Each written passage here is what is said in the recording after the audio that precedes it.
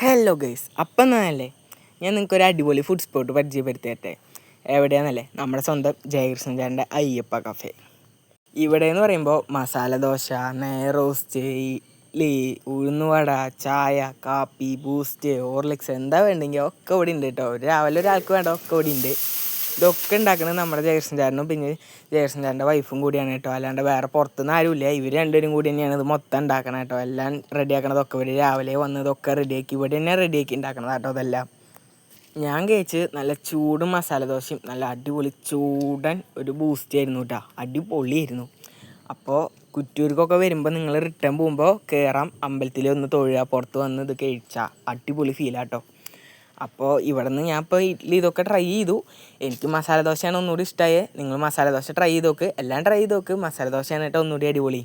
അതേപോലെ തന്നെ ഒരു കാര്യം ശ്രദ്ധിക്കുക, തിങ്കളാഴ്ച മുടക്കാണ്. അതേപോലെ തന്നെ ബാക്കി ദിവസങ്ങളിൽ വല്ല രാവിലേക്കെല്ലാം ഓർഡറുകൾ വല്ലതും ഉണ്ടെങ്കിൽ പറഞ്ഞു കഴിഞ്ഞാൽ ഒരു ഓർഡറും ചെയ്യേണ്ട കേട്ടോ.